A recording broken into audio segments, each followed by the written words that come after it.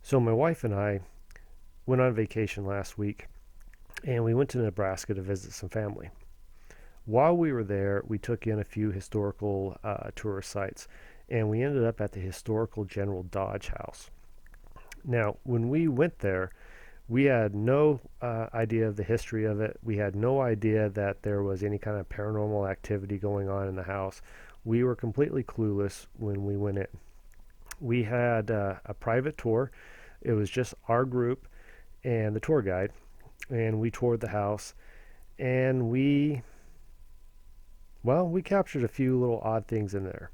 But here's a quick history of the Dodge House. General Dodge was born in 1831. Dodge was a man of many talents.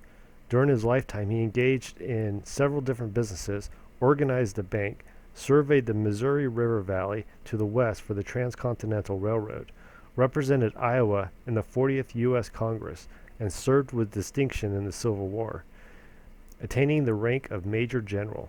It is said that he was the youngest general in the U.S. Army until World War II. However, it is as a railroad builder that Dodge achieved fame, fortune, and historical importance. As chief engineer for the Union Pacific, he supervised the construction of the first transcontinental railroad that was completed in 1869. He also served as friend and advisor to every Republican president between the Civil War and the First World War. The historical Dodge House was built in 1869 for the price of $35,000. General Dodge was deeply involved in the planning and building of his home, making several modifications such as central heating and hot and cold running water. The beautiful three-story Victorian-era mansion overlooks the Missouri River Valley, and in 1961 it was designated a National Historical Monument. Today the house is thought to be haunted by a few ghosts, including General Dodge himself. Over the years, many visitors to the house have reported seeing apparitions there. Although he didn't die in the house, the ghost is thought to be the general himself. His apparition has been spotted many times there, in the form of a ghostly shadow walking the mansion hallways. Visitors have also reported hearing two men arguing in empty rooms, strange noises, and seeing the ghost of a young girl. Who the two men and the young girl are remains a mystery to this day. Visitors who enter the house are not allowed to take photos inside the house, making it difficult to document any kind of paranormal activities. In addition to apparitions and unexplained noises, people have also reported seeing bright orbs at night, both inside the house and outside on the grounds. So we had no idea that we weren't allowed to take photographs, and our tour guide never said that we couldn't, so of course we took tons of photographs while inside the house. Now, when we were taking the tour on the first floor, my stepson Garrett, he came up to me and asked me if I heard that, and I said, "Heard what?" And he said he heard footsteps upstairs. Now, we thought there might have been another tour group, maybe upstairs, but it turns out that we were the only ones in the house. So as soon as he said, he was hearing footsteps, I went from tourist mode right into research mode and activated the audio recorder on my phone, and I spent the rest of the time taking the tour with the audio running.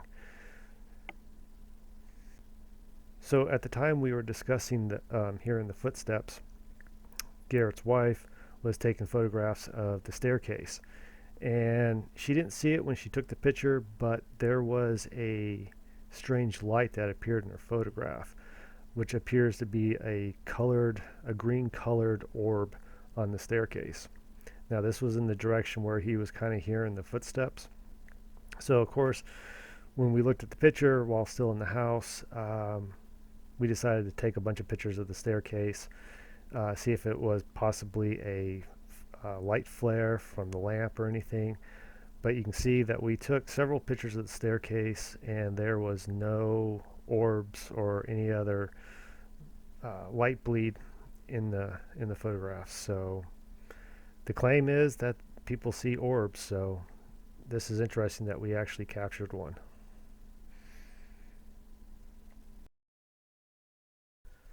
So we continued on with the tour, and our tour guide led us upstairs.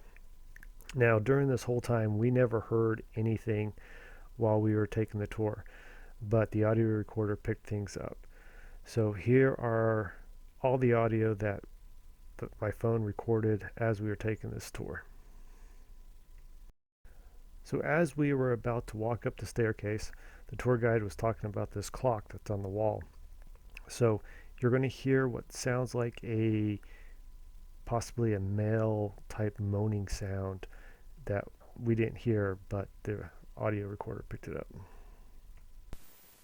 Is the oldest antique that we have in the house. It's a 1806 Simon Willard banjo clock.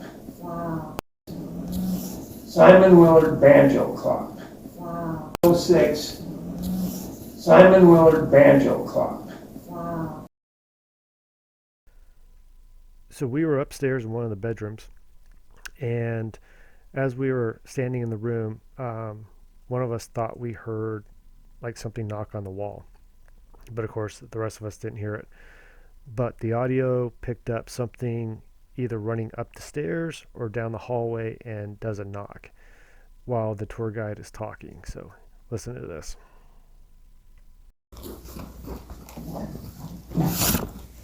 And then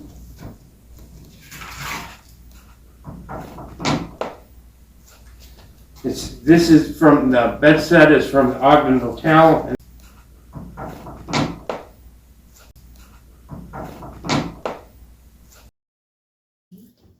This is the servant stairs, the top of them. So we made our way down into the kitchen at the base of these service staircase.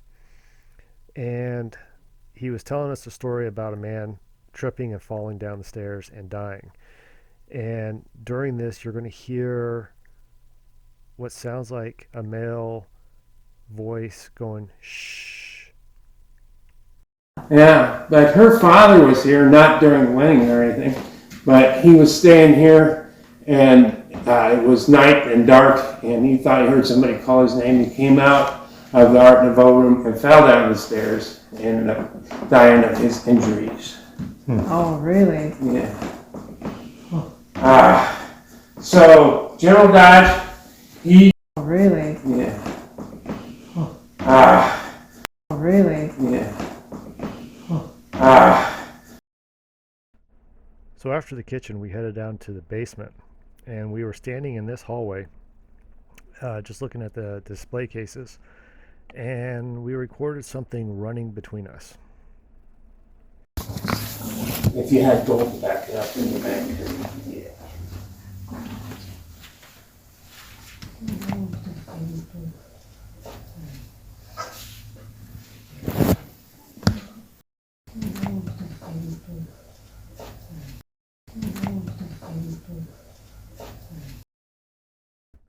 We then moved into another room in the basement where our tour guide started talking about General Dodge's wife and how she died.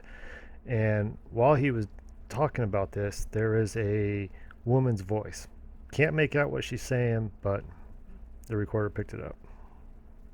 So, come over here and had a dream, and she was very ill and had a dream of an angel that came on the prow of a ship with a basin of living water and offered her to drink of the water, and she didn't feel worthy. When she woke, she told her daughters about the dream, and then within a week she had the dream again, and once again she didn't feel worthy to drink of the water. And the legend is that her daughters said, "Oh, drink of the water, Mom." And then she had the dream again, and she drank of the water. When she woke, she told her daughters that she had, and within the week she passed. So that's why they had this monument made for her. It's done by Charles French, the same artist who did Abraham Lincoln in Washington, D.C. in his, at his memorial. Where's she buried at? She's buried in at Where's she buried at? she's buried in at Where's she buried at? she's buried in at So as we were finishing up our tour, there was one more voice. Definitely female. Still can't make out what she's saying, but it was there. tin box inside and keep them drying. And this hat has a